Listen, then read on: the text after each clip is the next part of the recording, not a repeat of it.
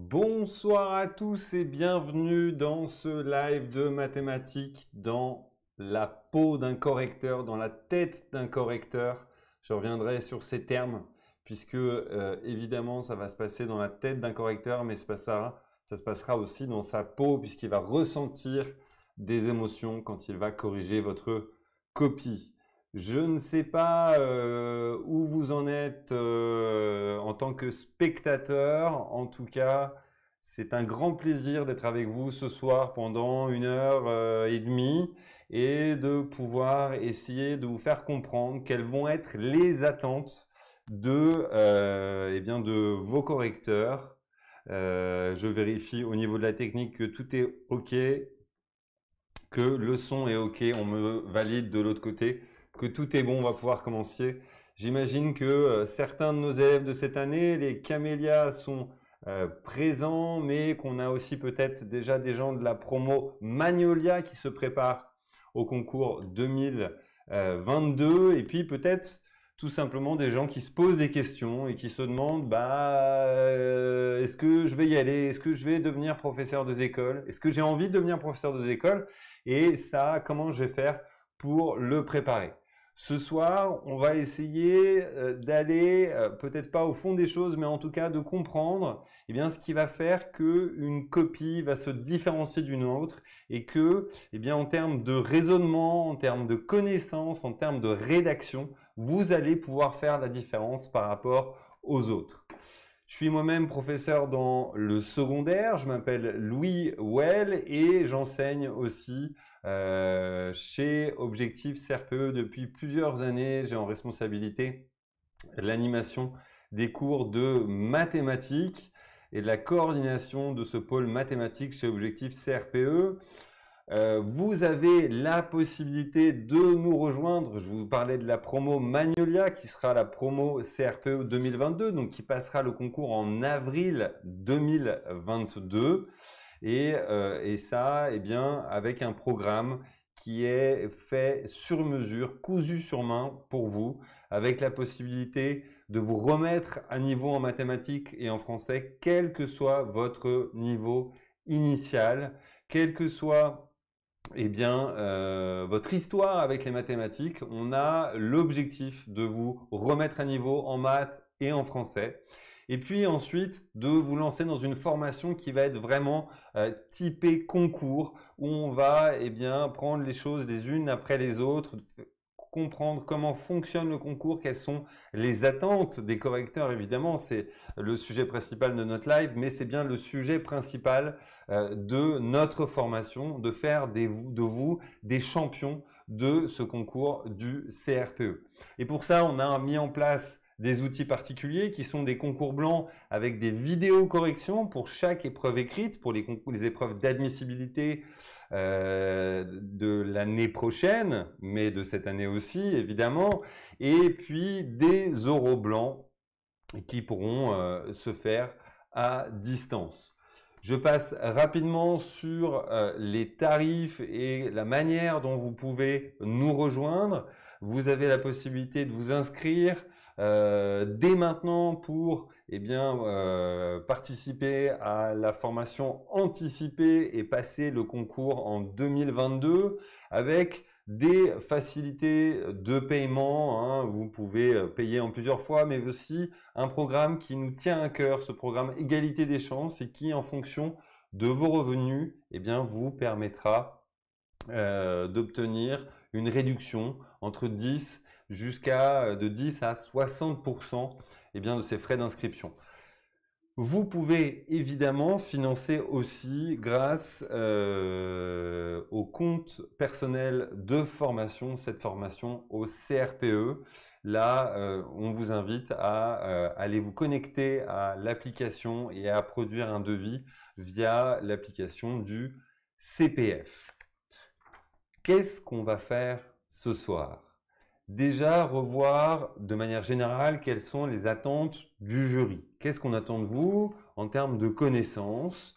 Et puis, ensuite, on s'intéressera à savoir concrètement que va-t-il se passer à l'issue de ces épreuves écrites? Qui va corriger vos copies. 1, 2 correcteurs, on va essayer de comprendre comment ça se passe et dans quel timing ça se passe. Enfin, eh bien, on va prendre l'exemple de l'Annales 2020 groupement 1 et j'ai fait une sélection de copies pour essayer de vous montrer eh bien, les choses à faire, les choses à répéter, mais aussi les choses à ne pas faire, à éviter, que ce soit en termes de raisonnement, que ce soit en termes de rédaction ou de connaissances.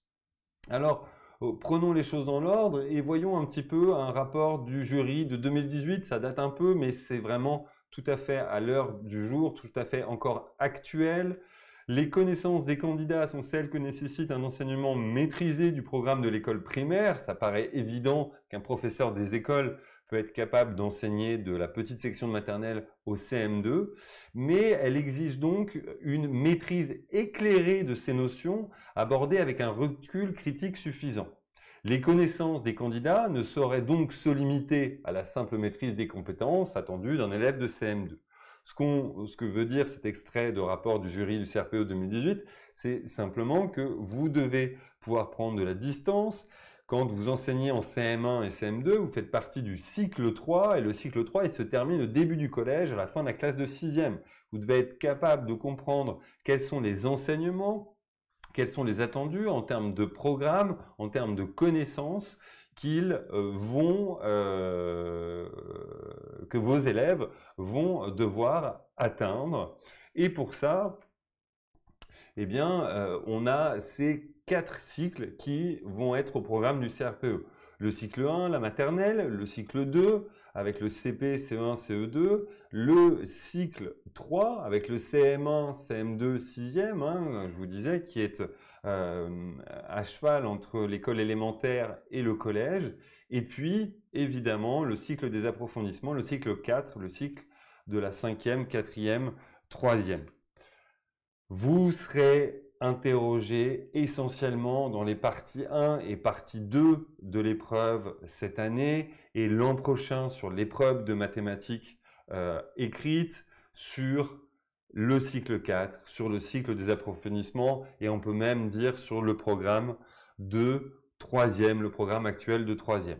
Alors attention, pas de conclusion hâtive et se dire si je suis capable de travailler sur le brevet, si je suis capable de travailler sur des annales du brevet par exemple qui concluent ces années collège, vous allez un peu vite en besogne puisque les attentes sont un petit peu supérieures tout de même au CRPE en termes de raisonnement, en termes de restitution des connaissances. On attend de vous d'aller un peu plus au fond des choses et d'être capable de prendre de la distance, c'est ce que disait ce rapport de jury, pour pouvoir répondre aux différentes questions qui vous seront posées. 10 compétences clés sur lesquelles vont se baser ces connaissances. Alors, je ne vais pas les reprendre dans le détail les unes après les autres, mais évidemment, la proportionnalité va être un fil conducteur tout au long de ces cycles.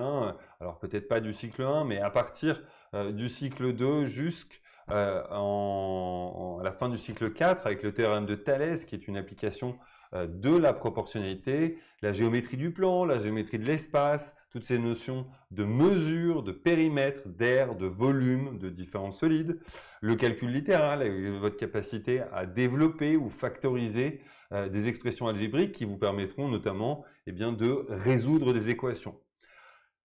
De plus en plus présent dans le CRPE, ces problèmes de probabilité et de statistiques où on fera calculer bien sûr des moyennes, des effectifs, des étendues, des quartiles, mais aussi être capable on va tester votre capacité à comprendre cette étude du hasard, ces études de situations particulières, d'expériences aléatoires et rentrer un petit peu dans la théorie des probabilités.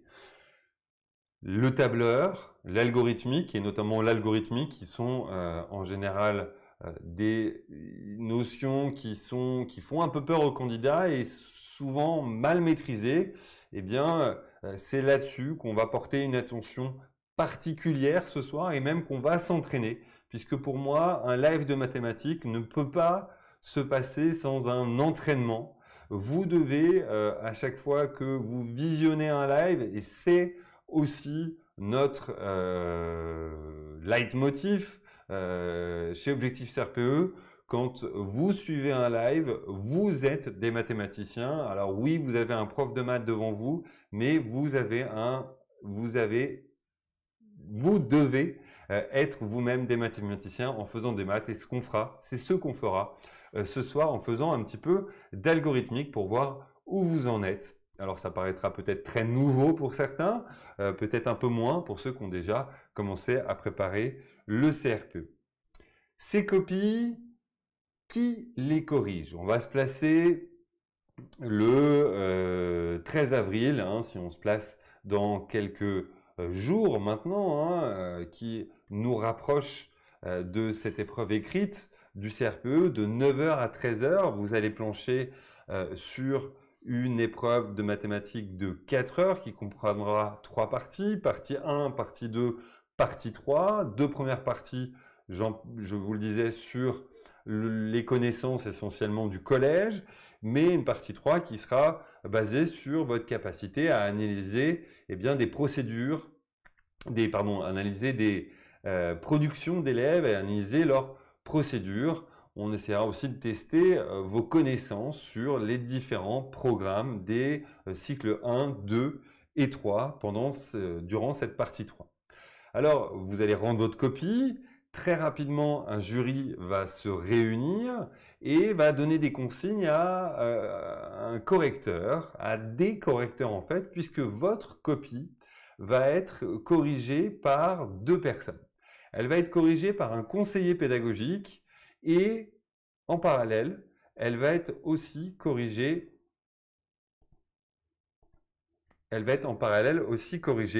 par un professeur de mathématiques du second degré. Chacun va faire sa correction de son côté et va produire une note sur 40 points avec évidemment peut-être une spécificité plus grande ou en tout cas une compétence plus grande pour corriger les parties 1 et 2 pour le professeur de mathématiques du second degré et une compétence plus particulière pour la partie 3 pour ce qui est du conseiller pédagogique qui est en général un ancien professeur des écoles, hein, donc qui a une connaissance particulière de l'école primaire.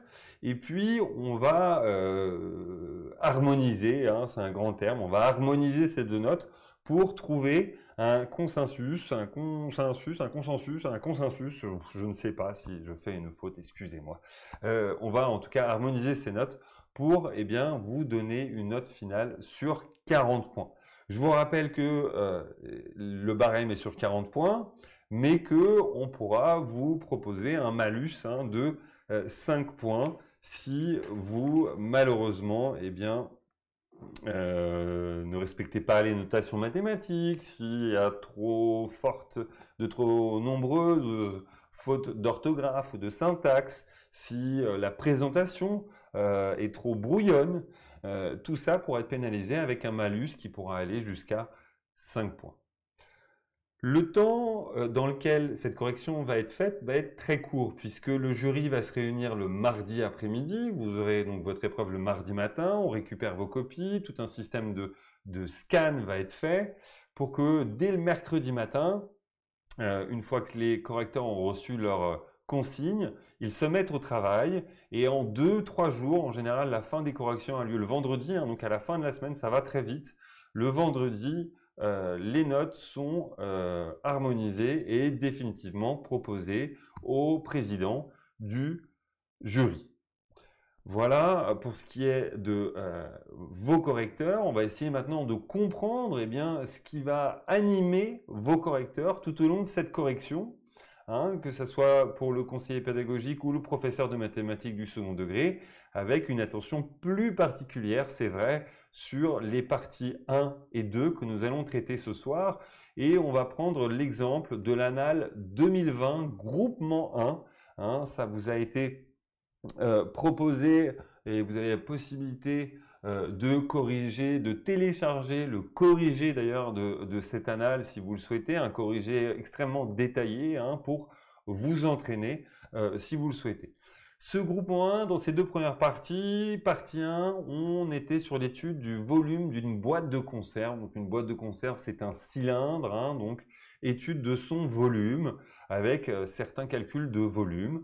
Ensuite, on travaillera sur l'optimisation de son air total. Donc qu'est-ce que c'est que le patron d'un cylindre, comment on calcule son air et comment on peut l'optimiser grâce à l'étude d'un graphique. Enfin, une question de type problème dans la dernière partie de cette partie 1 où eh bien, on vous posera une question ouverte en fonction de contraintes hein, avec un empilement et un empaquetage de boîtes de conserve. On regardera ça dans le détail ensemble sur les bonnes manières de présenter eh bien, un problème, une question ouverte. Dans la partie 2, toujours des exercices indépendants les uns des autres, avec 3 exercices. L'étude des proportions des combles d'une maison, l'occasion de faire de la géométrie du plan avec un classique théorème de Pythagore, théorème de Thalès et encore une fois des calculs d'air. Un exercice 2 autour de l'organisation d'une tombola où on vous fera travailler essentiellement sur les probabilités et la probabilité d'obtenir un lot. Et enfin, un programme de calcul qui sera l'occasion de faire de l'algorithmique, de tester votre bonne connaissance de la lecture d'un programme en langage Scratch, mais aussi de la possibilité eh bien, pour vous de faire du calcul littéral. On va se lancer dès maintenant donc dans l'étude de cette partie 1 et vous allez voir que je ne vais pas traiter forcément toutes les questions, que j'ai fait une sélection de questions et que on va s'intéresser à certains points. J'essaierai d'être le plus clair possible. On va passer eh bien, du PDF de l'annale, hein, avec cette annale, avec cette épreuve très officielle. Hein. Donc, vous voyez qu'on a ici le concours de recrutement, deuxième épreuve d'admissibilité qui correspond aux mathématiques, avec ici professeur des écoles, année 2020, groupement 1. Donc, dans cette partie 1, eh bien, on étudiait une boîte de conserve, une boîte de sauce tomate. Fabricant de sauce tomate utilise des boîtes de conserve de forme cylindrique de diamètre 99 mm et de hauteur 118 mm. Le format de ces boîtes est appelé 4 quarts. Très bien, on verra pour la suite ce qu'il en est. Un petit rappel sympa, et ce ne sera pas toujours le cas, un rappel de formule hein, sur un volume. Eh bien, le volume d'un cylindre, ça peut se calculer grâce à l'aire de la base multiplié par la hauteur. Et assez logiquement, la première question qui vous est posée, eh bien, c'est de calculer le volume en centimètres cubes, le volume de cette boîte 4 quarts en arrondissant à l'unité de centimètre cube donc. On va regarder la production de certains élèves et voir ce qu'il en est pour ce calcul de volume avec, et excusez-moi que je revienne dans le bon format, avec la réponse d'un élève avec plusieurs remarques qu'on peut faire. Déjà, au niveau de la rédaction, peu importe sa réponse, le volume, c'est l'aire de la base fois la hauteur, le volume de quoi? Une phrase d'introduction est toujours la bienvenue. De quoi êtes-vous en train de parler? Dans quelle démarche vous lancez-vous? Quelles sont les données à utiliser? Alors, ce n'est pas forcément la peine de rappeler l'ensemble des données, mais au moins une phrase d'introduction qui peut tenir en quelques mots, hein, une phrase avec un sujet, un verbe complément qui va permettre au correcteur tout simplement de savoir eh bien, de quoi vous parlez et de s'y retrouver plus facilement lui aussi dans votre copie. On a dès cette première copie malheureusement eh bien, une grosse erreur qui est là. Eh bien, c'est l'aire de la base qui est proposée par cet élève qui est fausse puisque l'aire de la base d'un disque, puisqu'on est bien dans un cylindre, ce n'est pas 2 pi r, mais pi r2, on le dit souvent comme ça, ou plutôt pi r au carré. Là, c'est l'erreur rédhibitoire. Pourquoi? Puisque dès le départ, on va avoir eh bien, un calcul faux qui va impacter l'ensemble des questions de cette première partie pour ce candidat. Donc, première chose, vous avez un formulaire avec un certain nombre de formules sur des périmètres, des aires et des volumes. Quand bien même il y ait des indications et des rappels le jour du concours, il faut connaître toutes vos formules par cœur.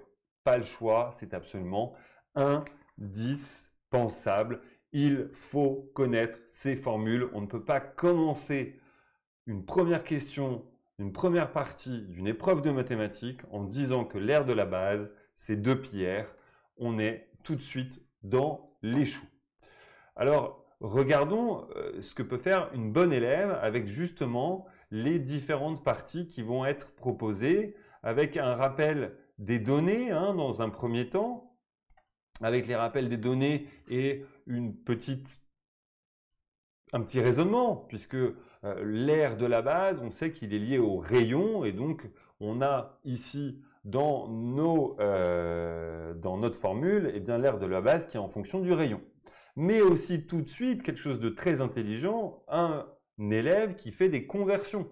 Pourquoi? Parce qu'il sait que le résultat final est en centimètres cubes, attendu est en centimètres cubes, et qu'il faudra donc, eh bien, peut-être plus simplement obtenir un résultat en centimètres cubes et éviter des conversions à la fin de son calcul en utilisant des dimensions qui sont tout de suite en centimètres. Si toutes les dimensions que vous utilisez pour calculer ce volume sont en centimètres, évidemment, votre résultat sera en centimètres cubes. Donc on voit bien, et là c'est fait de manière très claire, puisqu'il y a aussi au niveau de la présentation quelque chose de très clair. On saute des lignes, une première partie rappel des données avec conversion des unités, une deuxième partie calcul et une dernière partie même de phrase de conclusion.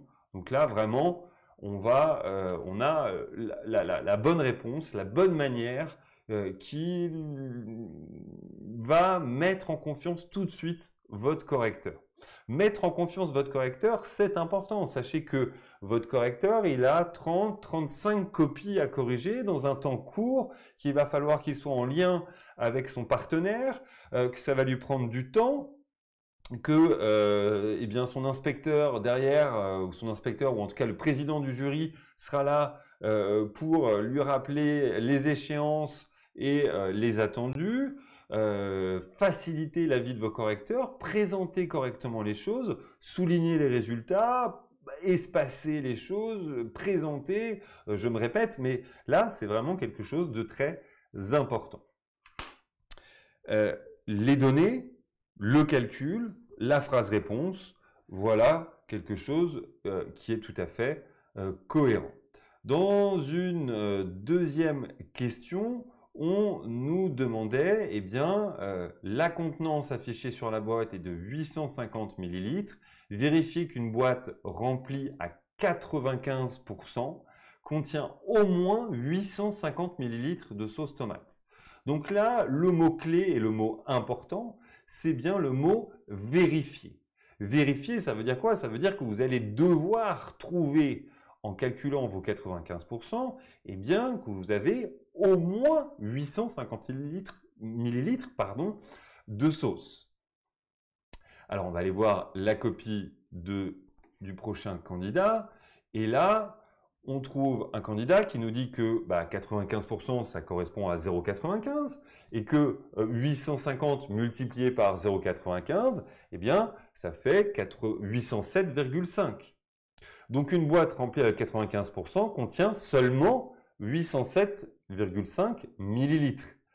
Mais là, on a clairement quelqu'un qui a mal compris l'énoncé. Ce qui est attendu, c'est de vérifier que la boîte dont on a calculé le volume précédemment contient au moins 850 millilitres. Donc vous devez trouver un résultat qui est supérieur, au moins. Donc plus de 850 millilitres. On a donc quelqu'un ici qui est capable de, certes, se tromper dans l'énoncé, mais qui produit une phrase réponse qui vient tout simplement en contradiction avec ce qui lui est demandé. Et ça prouve clairement à la fois une mauvaise compréhension de l'énoncé et aussi une incapacité à se remettre en cause, à critiquer son résultat et à vérifier son résultat. Donc une double erreur pour ce candidat. Voyons un peu ce qu'il en est pour une copie peut-être plus adaptée, avec un calcul de volume qui est le suivant, avec une reprise du volume.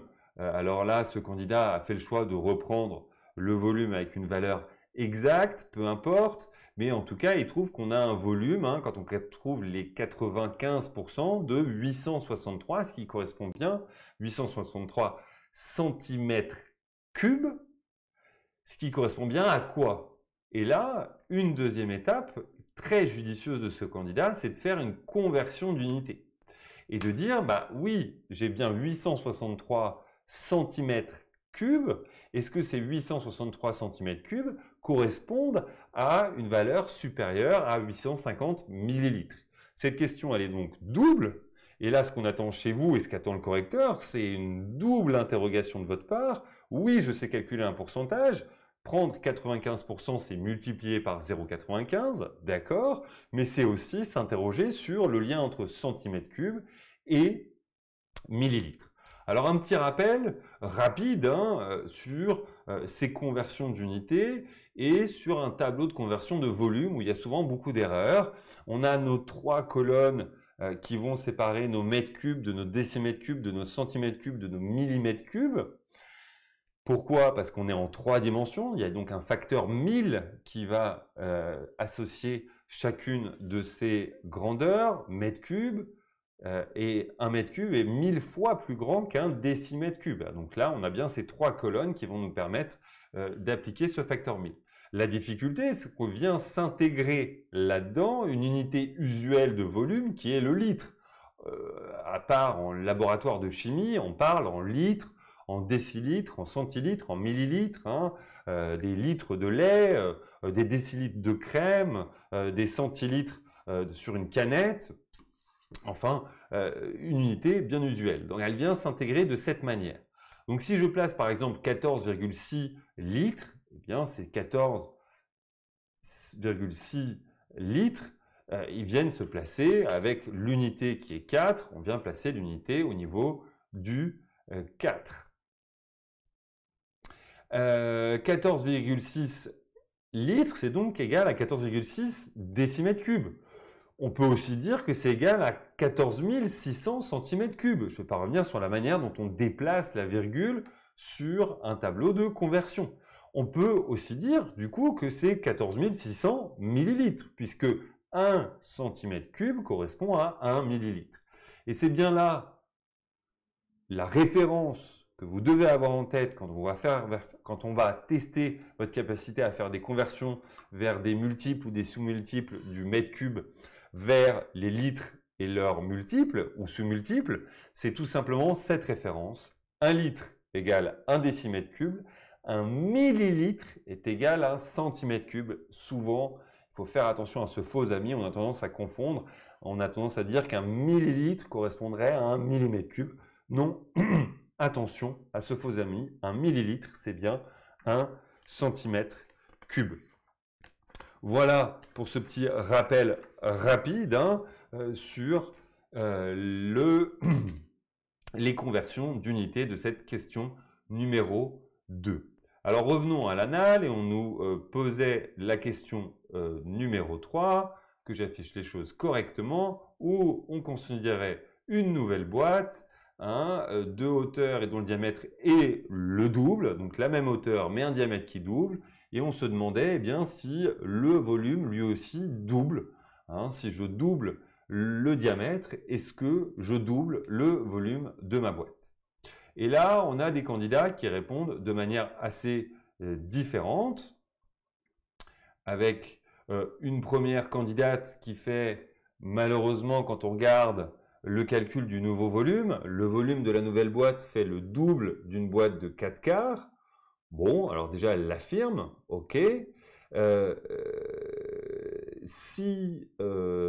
Alors pardon, c'est deux copies différentes, avec tout simplement une affirmation, excusez-moi. C'est donc 2 copies différentes avec 2 petits 3 différents et 2 écritures différentes. Une affirmation simple comme ça, en plus qui est fausse, n'a aucune valeur. Deuxième cas, on a une élève qui fait une petite erreur, et là, c'est des erreurs qui vont vous arriver aussi, avec un diamètre qui est multiplié par 2, donc qui passe de 9,9 cm à 19,8 cm, très bien, mais attention, petite erreur d'inattention, c'est le diamètre qui est utilisé dans ce nouveau volume. Trop dommage, petite erreur d'inattention, on est à côté de la plaque, et ça, c'est bien dommage. Donc, bien vérifier là où vous en êtes et ce que vous utilisez au fur et à mesure. Deux méthodes possibles pour vérifier que cette boîte fait ou ne fait pas le double. Eh bien, tout simplement, vous calculez le volume de la nouvelle boîte. Vous doublez le diamètre, c'est-à-dire que vous doublez le rayon et vous vérifiez que lorsque vous doublez le rayon, vous avez un volume, un nouveau volume qui est de environ 11 156 pi à comparer à 578 pi et que ça ne correspond pas à un double, que vous n'êtes pas dans un double. Ça, c'est une première méthode qui permet effectivement de faire les choses. On calcule le nouveau volume et on le compare à l'ancien et là, on ne trouve pas du tout un double. Ou une deuxième méthode qui est une méthode plus générale, où là, on va travailler tout simplement sur une formule, la formule de l'aire du disque, et de se dire, si je double l'aire d'un disque, est-ce que si je double le rayon d'un disque, est-ce que son aire va doubler? Eh bien, avec cette petite formule qu'on peut intégrer ici, vous voyez que si je double, hop, arrête tout de suite, non, tu m'embêtes, bon, c'est pas grave, c'est pas grave. Si je double, si je double l'air, si je double le rayon, ce double du rayon, ce deux rayons, il va être porté au carré. Et finalement, ce rayon, il va être quoi? Ce double, il va être lui-même porté au carré, donc il va être quadruplé. Quand vous doublez le rayon d'un disque, vous quadruplez son aire. Et là, je vous renvoie à des connaissances qui sont liées aux agrandissements et aux réductions de volume ou d'air, où on a un facteur K carré sur les aires ou un facteur K au cube sur les volumes.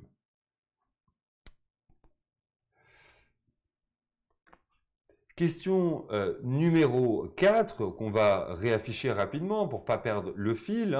Question numéro 4, où on nous demandait, qu'on avait une nouvelle boîte, une boîte dont le nom était 1/4, et de calculer le volume de cette nouvelle boîte arrondi au centimètre cube, et du coup de justifier ce format de 1/4, cette explication de pourquoi on a 1/4 alors que tout à l'heure on avait 4/4. Donc l'élève qui va suivre, elle nous propose un corrigé modèle, très bien, donc j'ai des nouvelles dimensions, des conversions de millimètres en centimètres, donc le correcteur est très content, le nouveau volume il est calculé correctement, il est correct, et là le correcteur est très content, et le volume de la boîte de 1/4 est d'environ 226 cm3, très bien.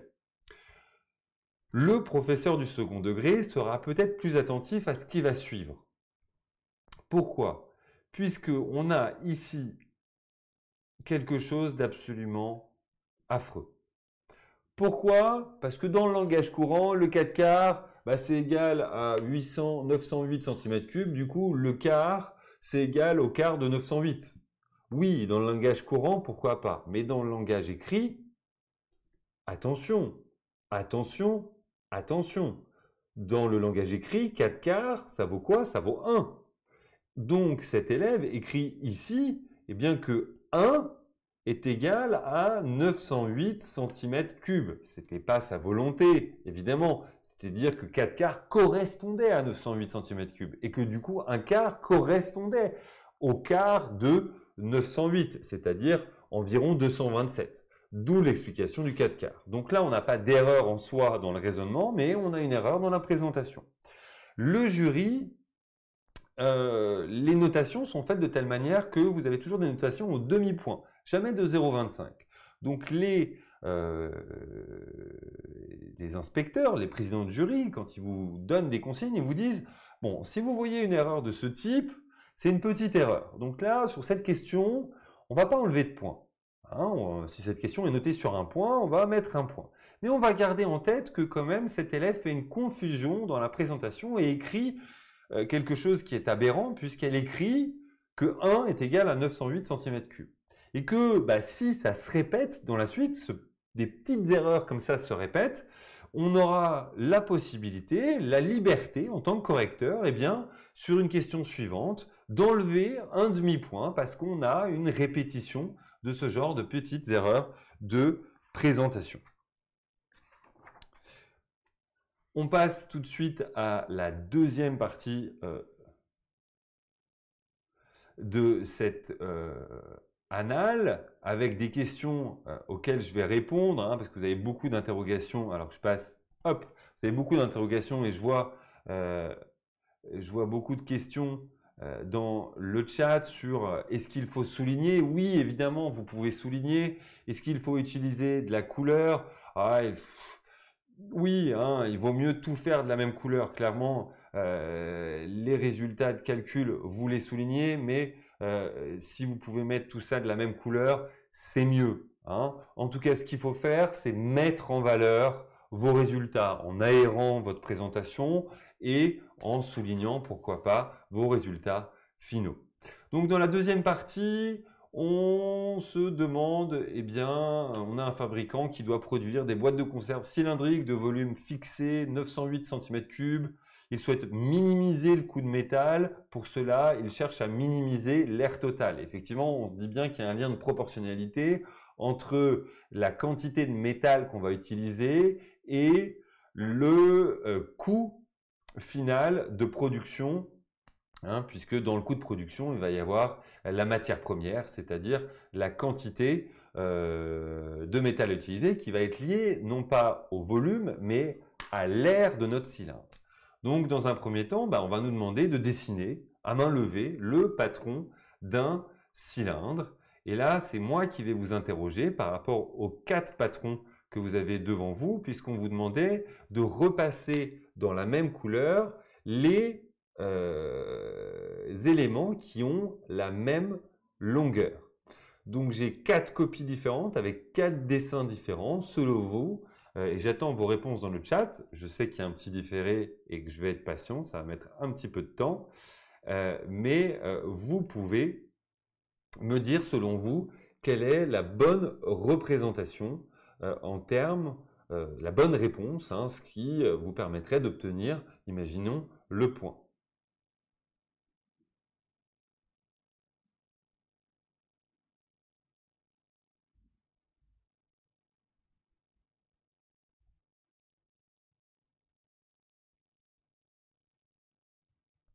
Eh bien, je vois dans le chat que vous n'êtes pas tout à fait d'accord. Alors, peut-être que les couleurs, c'est vrai, avec la vidéo et la qualité de la vidéo ne sont pas au top. Mais dans la production A, en termes de couleurs, ici, on a une couleur là et là qui sont identiques. Hein, où on nous dit, en fait, du coup, clairement que cette longueur, c'est quoi ça, cette longueur? Eh bien, c'est la hauteur de mon cylindre. Elle est égale au diamètre de mon cylindre. Non, ce n'est pas du tout le cas. Hein, donc là, A, on l'annule. Dans la B, il n'y a pas vraiment de représentation de même couleur puisqu'on a du noir pour les cercles, on a du bleu pour les longueurs. Alors certes, oui, les longueurs, c'est vrai, hein, ces deux longueurs, c'est un rectangle. Elles vont être égales, hein, c'est correct de dire que ces deux longueurs sont égales et ces deux largeurs sont égales, c'est vrai. On a ici quelque chose de très brouillon avec des couleurs qui sont repassées et je vous promets que ce n'est pas que dû à la vidéo et à la qualité de votre vidéo. Quand on lit la copie, il y a des couleurs dans tous les sens, donc ça ne va pas. La seule copie qui respecte et qui donne la bonne réponse, c'est le schéma numéro D. Pourquoi? Parce que cet élève a bien compris que lorsque on a une feuille de papier, c'est-à-dire le patron d'un cylindre, le patron d'un cylindre, c'est quoi? C'est tout simplement une feuille qu'on va enrouler sur elle-même. hein, quand on l'enroule sur elle-même, cette feuille, on va avoir quoi? On va avoir un cylindre, hein, que je vous le présente à peu près correctement. Voilà, j'ai un joli cylindre. Alors bon, il est creux, hein, je n'ai pas les disques en haut, mais quand on ouvre ce cylindre, on s'aperçoit bien que la longueur qui est ici, elle va correspondre à quoi? Elle va correspondre à l'enroulement. Lorsque je vais enrouler mon cylindre selon le patron, hein, elle va correspondre au périmètre de mon cercle.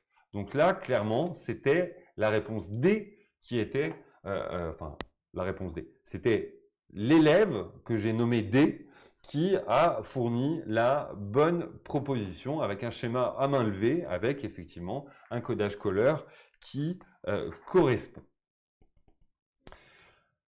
Si on veut la correction parfaite, eh bien la voici, hein. Ce qui est en rouge, c'est quoi? C'est les longueurs, avec, on a le périmètre du cercle qui va correspondre à la longueur de mon rectangle, donc 2 fois pi fois r, c'est bien le périmètre, hein, et pas l'air là. Et puis en bleu, qui va correspondre à la largeur de mon rectangle, c'est finalement la hauteur de mon cylindre.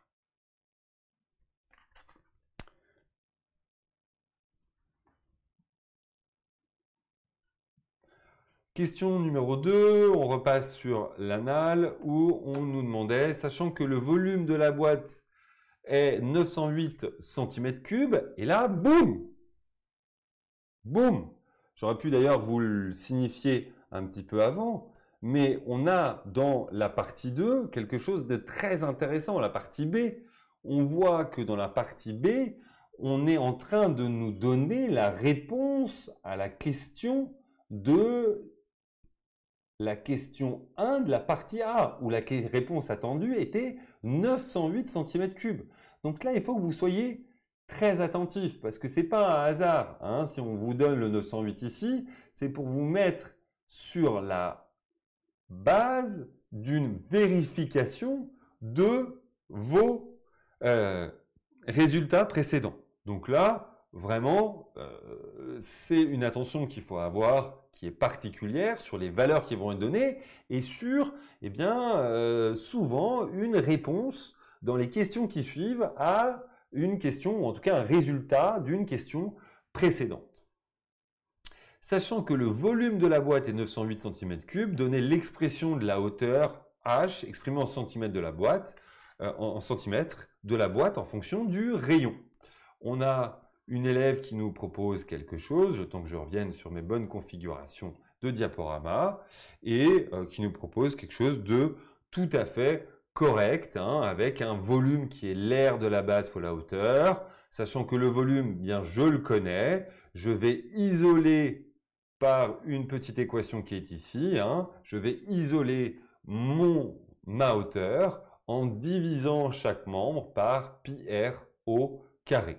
Donc, on vous demandait tout simplement de résoudre une petite équation, pas vraiment de la résoudre, puisque cette équation, cette grandeur de hauteur s'exprime maintenant en fonction de pi, qui est un nombre, et du rayon au carré.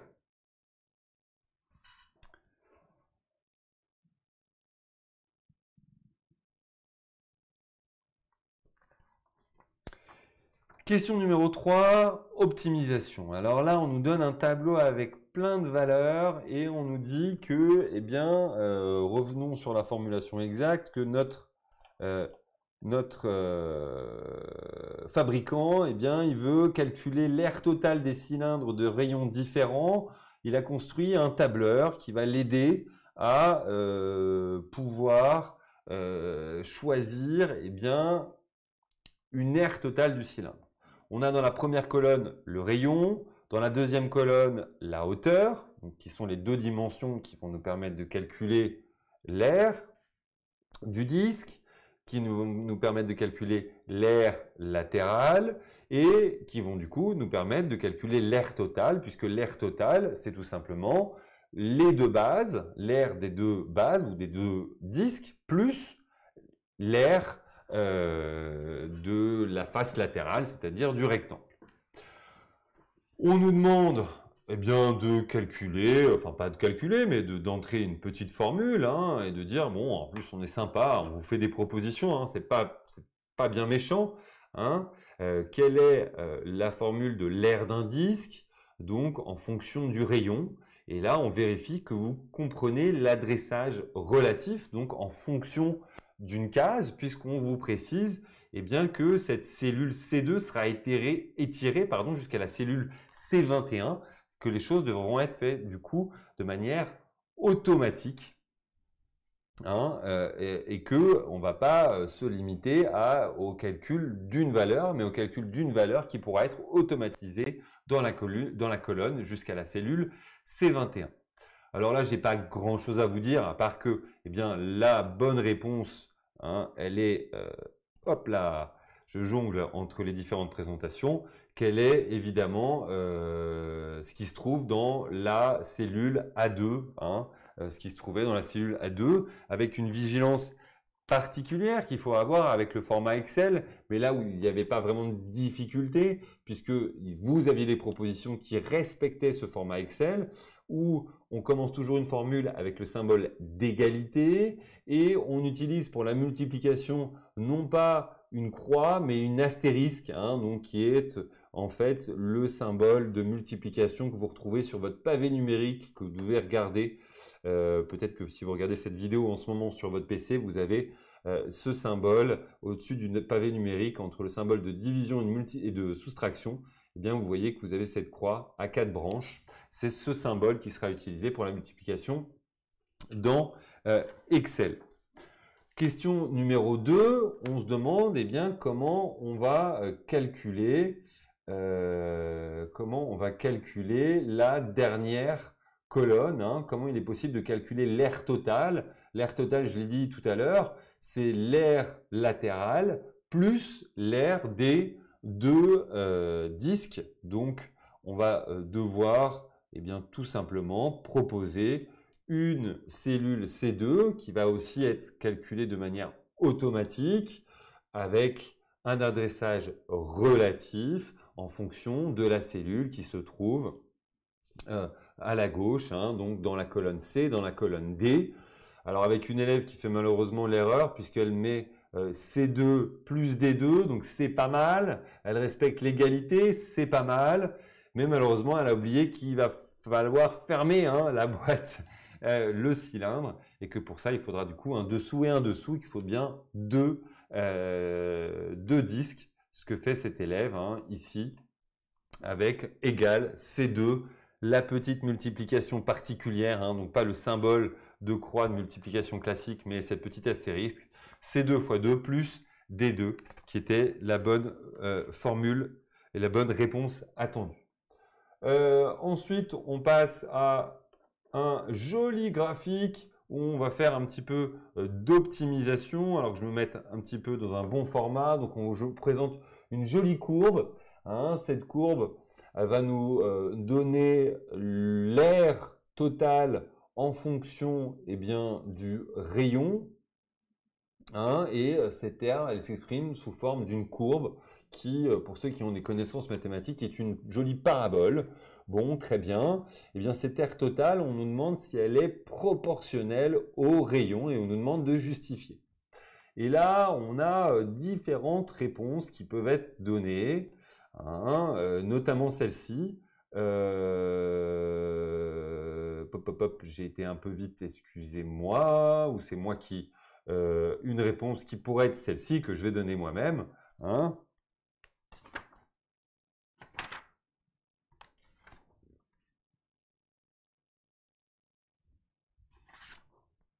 Excusez-moi, c'est moi qui m'embrouille dans mes slides. Qui pourrait être celle-ci. La voilà. L'aire totale A n'est pas proportionnelle au rayon R, car ce n'est pas parce que le rayon est grand que l'aire totale A sera la plus grande. Alors, qu'est-ce qu'essaye de faire cet élève? Elle essaye de nous exprimer que, effectivement, quand on regarde la courbe précisément, eh bien, on peut avoir une courbe qui est descendante. Hein, et donc, plus le rayon est grand, plus l'aire diminue. Oui, mais ça, c'est pas en contradiction avec de la proportionnalité, puisque l'expression de la proportionnalité, c'est quoi? et c'est là où vous devez toujours faire attention quand vous avez par lecture graphique, est-ce qu'il y a proportionnalité? Cette même réponse à faire, proportionnalité égale fonction affine, égale fonction, pardon, même linéaire. Une fonction linéaire, sa représentation, c'est quoi? C'est une droite qui passe par l'origine d'un repère. Donc là, on sent bien que cette élève, malheureusement, elle s'est un petit peu embrouillée dans sa réponse et qu'elle n'est pas correcte.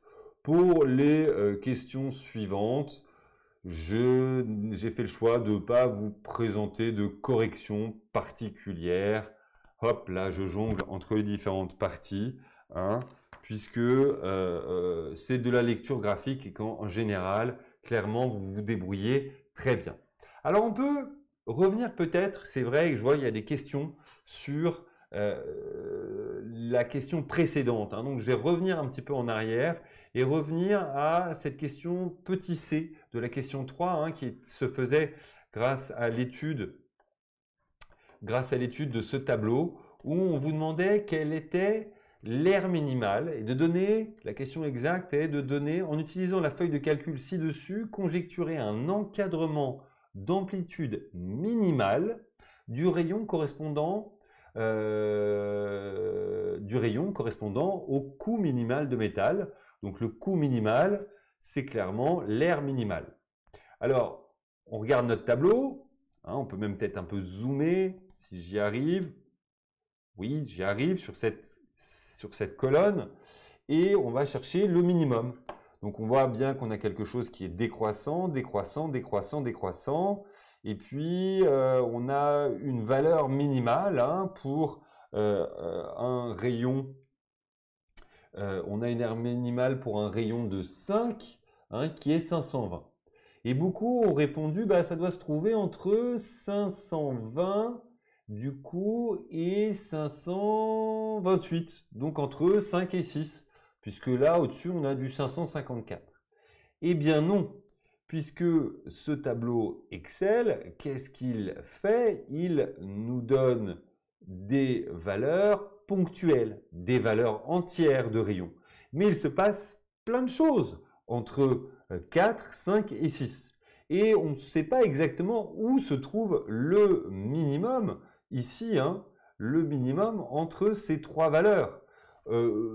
Clairement, le rayon, et là la bonne réponse qui est attendue, c'est une valeur qui va se trouver entre 4 et 6, puisqu'il est tout à fait possible qu'en passant de 4 à 5, on descende en dessous des 520, puisqu'on n'a aucune information de ce qui se passe entre 4 et 5. De la même manière, entre 5 et 6, la courbe continue peut-être entre 5 et 6, pardon, les valeurs continuent peut-être à descendre et on arrive peut-être à 518.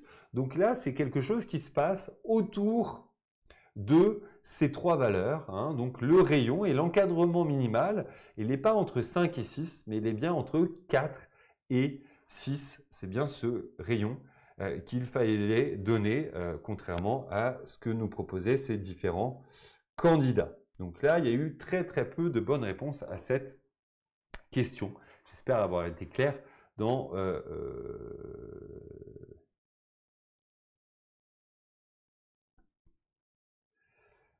mes réponses.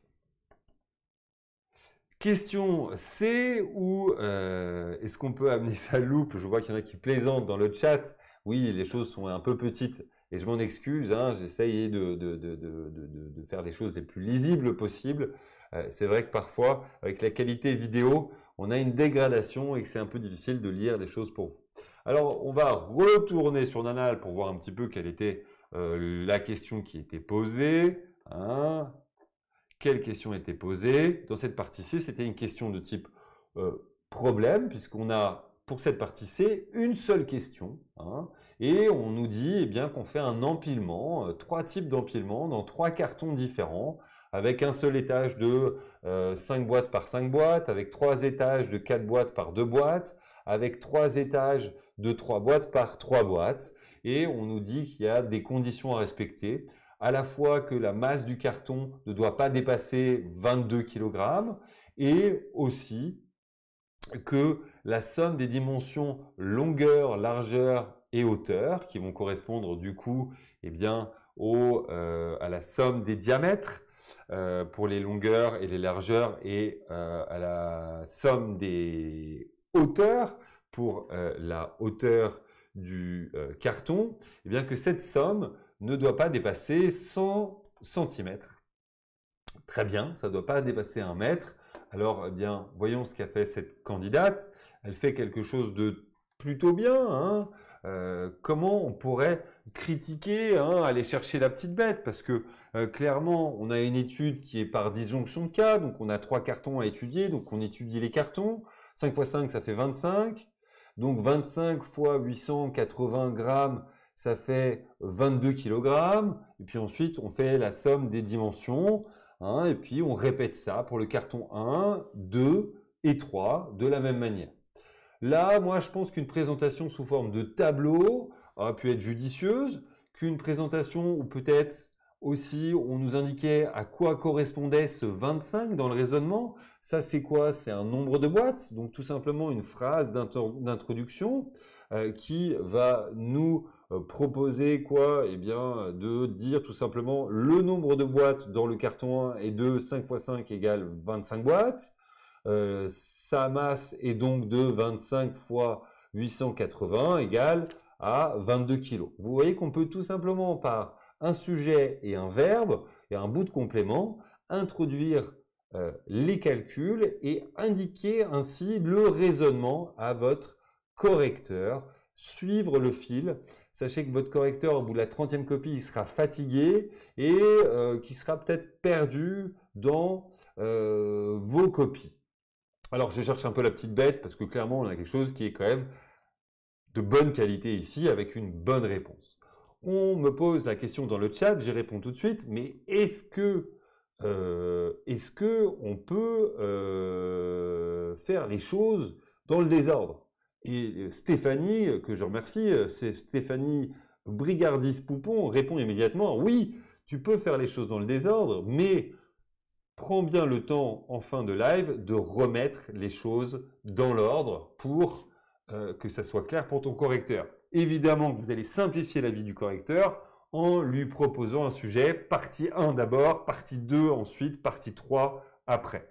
Prenez autant de copies que nécessaire, commencez une partie sur une copie double, et ensuite rien ne vous empêche de faire les choses un petit peu dans le désordre, mais à la fin de l'épreuve, dans les quelques minutes, dernières minutes, une fois que vous aurez relu vos raisonnements, votre rédaction, corrigé votre orthographe, mis en valeur vos résultats, et bien de numéroter vos pages en mettant évidemment la page numéro 1 qui va correspondre à la partie numéro 1. Hein, ça, clairement, ça va simplifier la vie du correcteur et je peux vous le dire par expérience, que lorsque je me retrouvais avec la partie 3 à corriger en premier, alors que j'avais l'habitude d'être dans une correction assez systématique en commençant par la partie 1, c'est des choses qui m'énervaient, qui tout de suite, bah, je vous disais, on est dans la peau du correcteur, hein, influe un mauvais sentiment, une mauvaise émotion, hein, un énervement, ça serait peut-être un petit peu fort de le dire, mais quelque chose de pas positif qui va influer forcément d'une manière ou d'une autre sur votre note. Passons à la partie 2 hein, et aux exercices. Je vais me remettre dans le bon format avec les exercices où dans ce premier exercice, on étudiait les combles d'une grange ou d'une maison, c'est d'une maison, hein, donc de la partie haute, hein, sous la charpente, et on s'intéressait donc à ce prisme droit, puisqu'il s'agit d'un prisme droit à base triangulaire, hein, qui forme les combles de cette maison, mais on s'intéressait plus particulièrement dans la question numéro 1 à démontrer que BC était égal à 5,82 mètres. Hein. Bon, très bien. Il s'agissait donc, on avait à notre disposition la longueur AC, on avait à notre disposition la longueur AB. Donc, on était dans une simple configuration d'un triangle rectangle, puisqu'on nous précisait que CA et AB étaient perpendiculaires. Voyons deux types de réponses d'élèves. On va analyser deux types de réponses et voir quels commentaires on peut faire sur ces réponses. Première réponse, pardon, il faut que je me mette en format médaillon pour que vous ayez tous les éléments. Première réponse, nous démontrons que BC égale 5,82 grâce au théorème de Pythagore. Pythagore, je suis désolé, mais c'est une majuscule qu'on attend ici pour Pythagore. C'est une majuscule et on attend à faire attention à respecter l'orthographe aussi de ce mathématicien illustre. Attention, c'est pas Pythagore, mais c'est bien Pythagore qui est cité. Donc là, vraiment, ça fait un peu mauvais genre. Et puis après, pour le calcul, j'ai pas grand-chose à dire. Oui, ça déroule, c'est correct, on arrive bien à nos 5,80. Utiliser le théorème de Pythagore, c'est décrire dans quelles conditions on peut utiliser ce théorème de Pythagore. C'est-à-dire décrire qu'on est dans un triangle rectangle et qu'on est dans un triangle rectangle en A. La promo Camélia le sait, je l'ai dit, je l'ai redit, je l'ai rabâché et c'est maîtrisé maintenant par nos élèves. Il faut absolument préciser qu'on est dans le théorème de Pythagore parce que qu'on peut utiliser le théorème de Pythagore parce que on est dans un triangle rectangle et ici qui est rectangle en A. Un autre profil d'élève qui là veut peut-être en faire un petit peu trop. Alors on va regarder ce qu'il en est, puisque c'est vrai que dans l'énoncé on nous précisait la perpendicularité de AC et de KB. On ne nous disait pas directement que le triangle était rectangle. Donc cette élève, elle nous dit, sachant que dans le triangle ABC, la droite AC est perpendiculaire à la droite AB. Déjà, première chose, c'est l'utilisation de ce symbole. Oui, c'est bien le symbole de perpendicularité, mais ici, on n'utilise jamais ce symbole de perpendicularité comme une abréviation. On va l'utiliser comme un symbole de mathématiques. Donc on écrira AC perpendiculaire AB, à la droite AB, et non pas comme comme une abréviation. On peut affirmer que le triangle ABC est rectangle. Oui, très bien, rectangle, mais en quoi? Ça serait intéressant, rectangle en A. En effet, d'après la propriété des droites perpendiculaires, alors encore une fois l'abréviation qui est utilisée, deux droites perpendiculaires entre elles forment un angle droit. Oui, est-ce que c'est une propriété des droites perpendiculaires? Je ne sais pas, c'est peut-être même la définition des droites perpendiculaires. Là, il ne faut peut-être pas en faire trop, mais ensuite on a, étant donné que ABC est un triangle rectangle en A, et là c'est très bien, il faut utiliser le théorème de Pythagore, et là c'est très bien, enfin on y est, pour trouver la longueur CB, avec attention, une petite erreur ici sur les notations. La longueur CB, on va utiliser CB avec juste la lettre C et B qui vont suivre et qui vont nous donner une notion de longueur, donc pas de parenthèse, pas de crochet qui vont indiquer plutôt la notion, même exactement la notion de droite ou de segment. Les camélias doivent encore une fois rigoler puisque c'est des choses que j'ai répétées.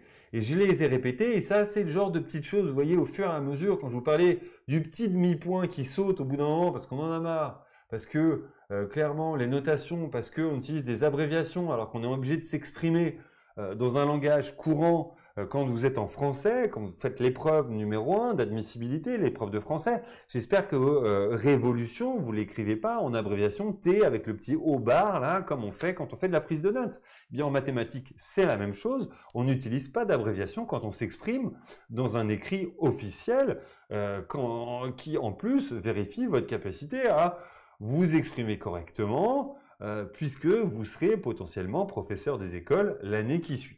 Donc là, vous voyez que cette petite accumulation d'erreurs, d'abréviations, d'utilisation abusive du symbole égal, à la fin, ça va faire des demi-points. Ça va faire des demi-points qui vont sauter, même si on a un raisonnement globalement et un calcul qui est correct.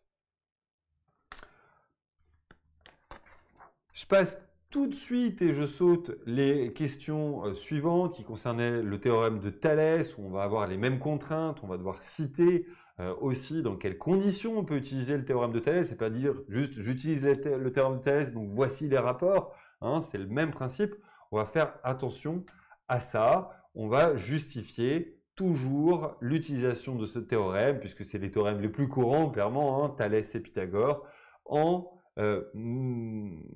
mettant les choses dans leur contexte qui permettent l'utilisation de ces théorèmes. Alors revenons au deuxième exercice, où ce deuxième exercice, c'était l'organisation d'une tombola.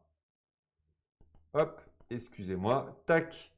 L'organisation d'une tombola, c'est un peu petit et je m'en excuse, mais on avait une tombola avec 4000 tickets qui étaient imprimés et qui étaient vendus lors d'un vide-grenier. Et on avait des lots gagnants, hein, avec un super lot gagnant, un téléviseur d'une valeur de 899 €. On avait 5 lecteurs Blu-ray d'une valeur de 250 €. Je ne sais plus qui achète des Blu-ray, hein, mais peut-être certains d'entre vous. Des smartphones, des bracelets connectés, des grippins, des peluches, etc.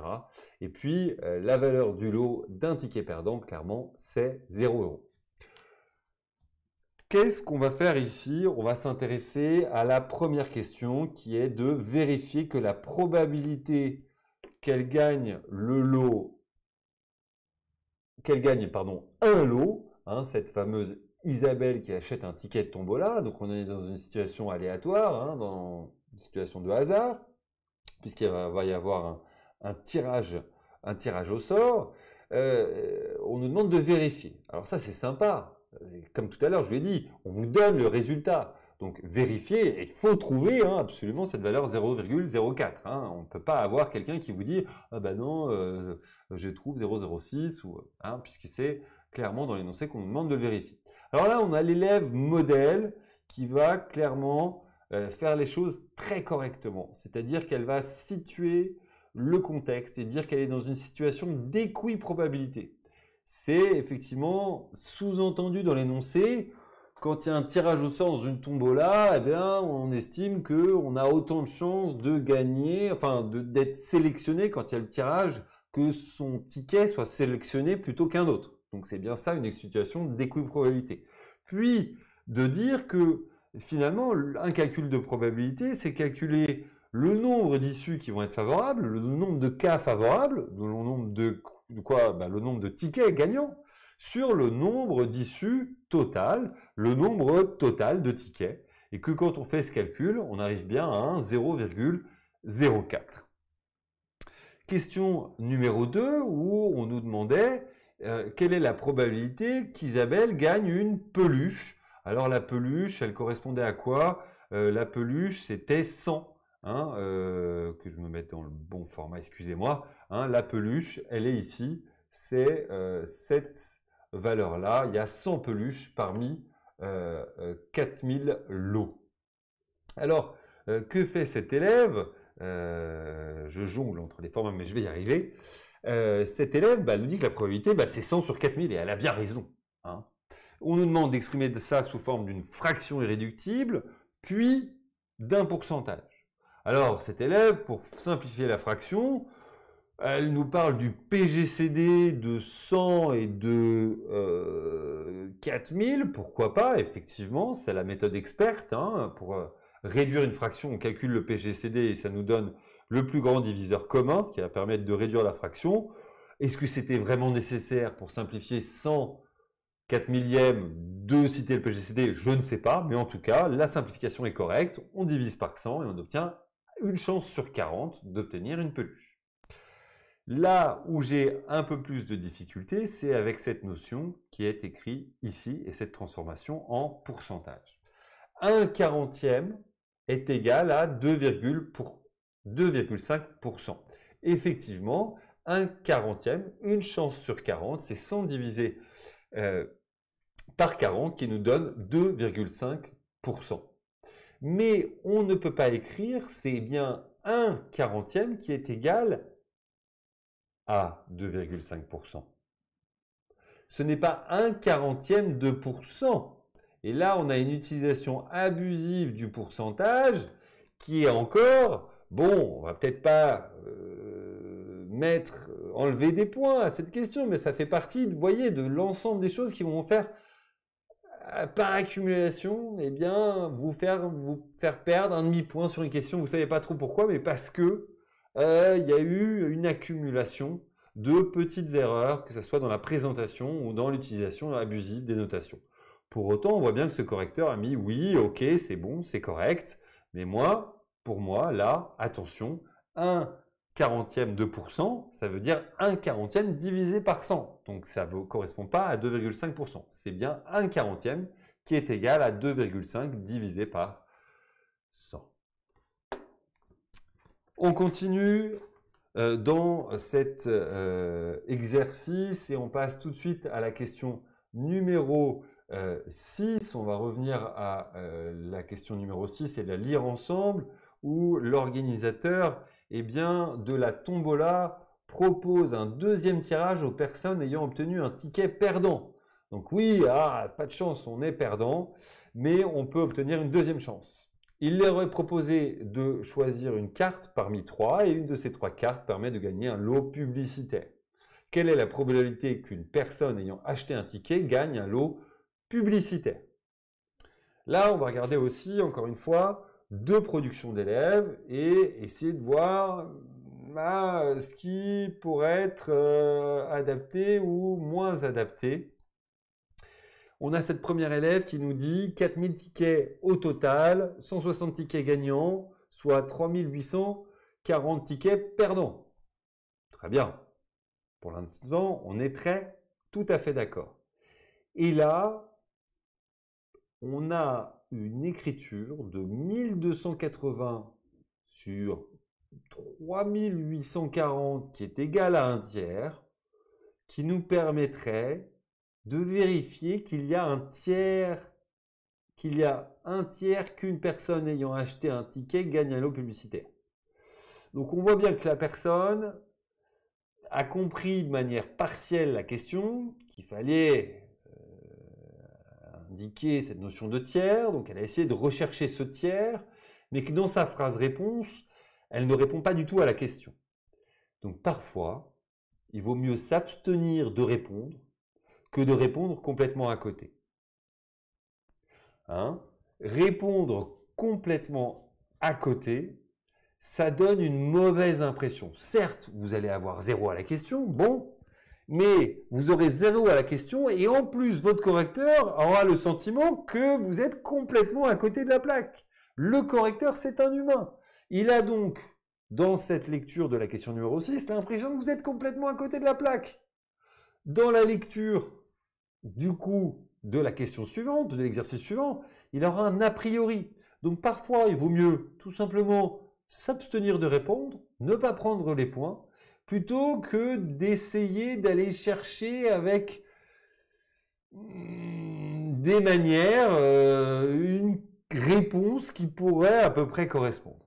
Alors, regardons ce que fait une élève qui a la méthode experte, qui dit que il y a 4% des personnes, ou 0,04, la probabilité c'est de gagner, donc du coup la probabilité de perdre c'est 1 moins 0,04, donc 96%, et que parmi ces 96%, puisque c'est à eux qu'on va proposer de tirer, c'est aux perdants qu'on va proposer de tirer un lot publicitaire, il y a un tiers qui vont avoir un lot publicitaire et 2 tiers qui vont reperdre, qui ne vont pas gagner.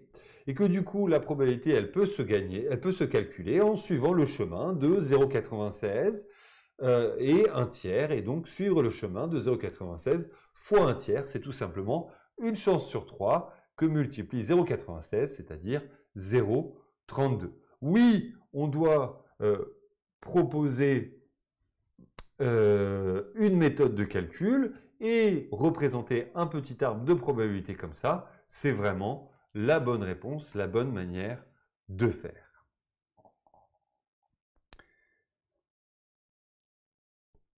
Passons à l'exercice 3, où on a ici 2 programmes de calcul. Inutile de revenir sur l'anal. 2 réponses avec 2 programmes. On vous demande de vérifier dans le premier programme que on obtient bien 20 si A vaut 10. Oui. Alors là, cette candidate, effectivement, elle fait tourner son programme en langage Scratch et elle dit à la ligne 4, ben, je vais obtenir 6, à la ligne 5, je vais obtenir 36, à la ligne 6, je vais obtenir 20. Donc à la fin, je vais bien obtenir 20. Et ça, c'est pas mal. C'est pas mal, c'est pas mal. Mais il y a mieux.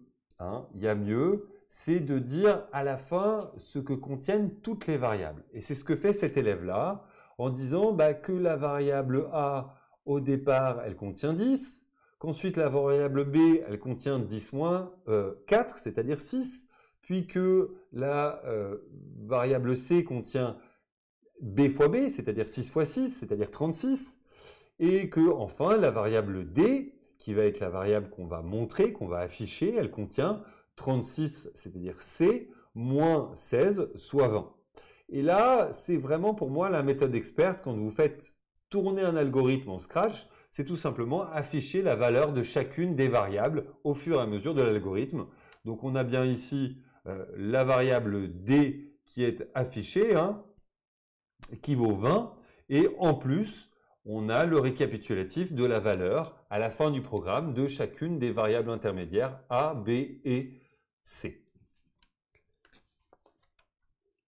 Dans la question numéro 2, on vous demandait de faire tourner l'algorithme du programme B avec le nombre 5,2. On lui soustrayait 4, ça donnait 1,2. On effectuait le produit du résultat obtenu par le double du nombre de départ et on obtenait effectivement 12,48. Et c'était très bien, bravo pour ce candidat. Ne pas hésiter à faire correspondre les lignes du programme au calcul. Bon, rien à dire là-dessus. Hein. On a un programme qui tourne et des choses qui sont tout à fait cohérentes avec une réponse qui est correcte. Troisième question, et là, peut-être il est nécessaire de revenir à la question qu'on nous demandait. En appliquant un même nombre de départs, les programmes A et B peuvent-ils donner un résultat identique? Et là, clairement, eh bien, on a une élève qui fait une grosse erreur et qui montre à son correcteur qu'elle n'a pas bien compris ce que c'était que les mathématiques, ce que c'était que le fait de généraliser. Puisqu'on nous demande, en appliquant un nombre de départ, c'est-à-dire un nombre que l'on ne connaît pas, existe-t-il un nombre parmi les nombres réels, parmi n'importe quel nombre, qui peut donner un résultat identique? Et cette élève, elle dit, bah moi j'essaye avec 12, j'ai des résultats différents, donc ça ne marche pas. Mais ça répond pas du tout à la question.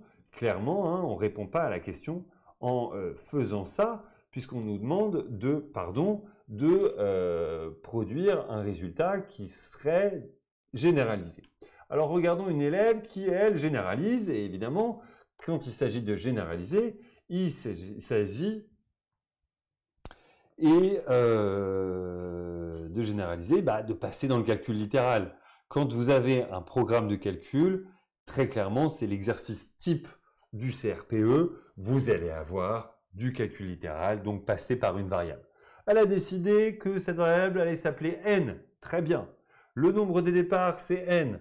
Donc, qu'est-ce qu'on va faire? Eh bien, on va multiplier, on va soustraire 4 à n, on va multiplier n-4 par n-4, et à la fin, on va retrancher 16. Ce qui donne finalement n-4 fois n-4, moins 16, et ce qui nous donne, eh bien, ce résultat-là, qui est complètement correct. Deuxième programme, elle fait la même démarche. Elle dit, bon, je choisis un nombre de départ, toujours n, j'ôte 4 à ce nombre, et puis ensuite je le multiplie par le double, ce qui va me donner, eh bien, 2n carré moins 8n. La conclusion de l'élève, hein, on retrouve les deux premières parties que j'ai traitées, c'est eh bien que n facteur de n-8 est toujours différent de n facteur de 2n moins 8. Mais là, attention, parce que c'est pas tout à fait vrai. Parce que si il existe des valeurs pour lesquelles, eh bien, ces deux programmes vont donner la même valeur. On va revenir à ces deux lignes-là. On va passer en plein écran. Si je retrouve ma petite webcam plein écran. Et quand j'ai 2n carré moins 8n d'un côté et n carré moins 8n de l'autre, la question c'est, est-ce que finalement, ça c'est bien la sortie du programme, alors ça, que je ne fasse pas d'erreur, c'est la sortie du programme B, ça c'est la sortie du programme A, est-ce qu'il existe un nombre n tel que le programme A et B donnent la même sortie? C'est bien se poser cette question. Est-ce que B, à la fin de B, je peux avoir A? Eh bien là, il s'agit de résoudre cette équation. Donc, on a quoi? Moins 8n et moins 8n de chaque côté qui peuvent se simplifier en ajoutant 8n de chaque part. Et puis, on peut avoir 2n il nous reste, pardon, 2n au carré qui est égal à n au carré. On va soustraire et on va obtenir donc 2n au carré moins n au carré qui est égal à 0, soit n au carré égal à 0. Quel est le nombre qui, porté au carré, est égal à 0? Eh bien, il n'y en a qu'un seul, hein. C'est bien 0. Donc oui, ces programmes, ils peuvent donner le même résultat si en nombre d'entrées, on donne la valeur 0. Je vous avais dit que faire des mathématiques ou regarder quelqu'un faire des mathématiques, c'était bien, mais qu'il allait falloir vous confronter à la réalité. Et là, je vais revenir aussi sur une parole que j'ai eue souvent avec les camélias cette année, avec la promo Camélia, en vous disant « N'hésitez pas à revenir sur les concours blancs ». Et vous allez voir que vous allez vous retrouver face à une question que vous avez déjà traitée cette année. On va voir un peu ce qu'il en est. Je vais donc vous donner 4 minutes.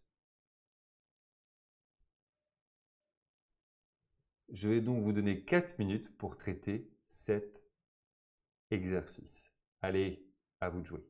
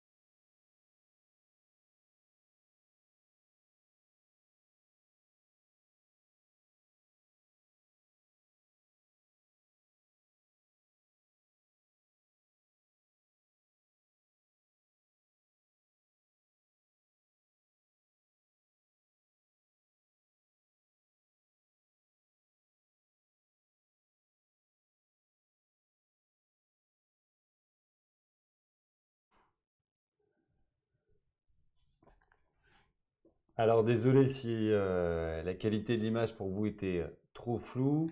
Peut-être que votre connexion effectivement ne vous permet pas d'être en 720 ou en 4K. Je m'en excuse. En tout cas, on a donc un exercice qui est très similaire et pour les camélias qui vient du concours blanc numéro 1.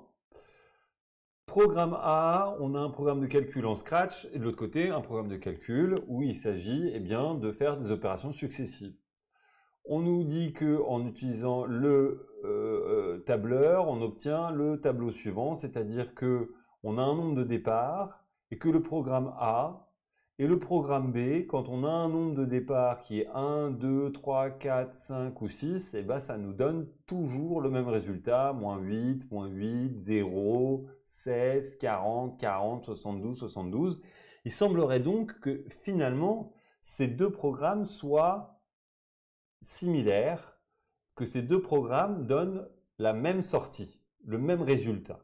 Comment on peut passer de la conjecture, de cette observation, donc là on a fait l'hypothèse, je vous rappelle qu'une conjecture en mathématiques c'est une hypothèse, à la démonstration, eh bien on fait ça en faisant comme l'élève précédente, en passant dans le cas général et en utilisant une variable.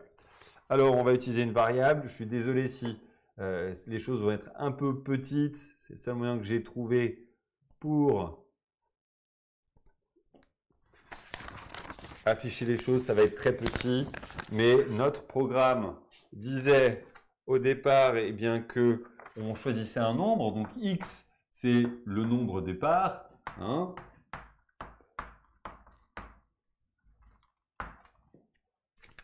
et que le programme A,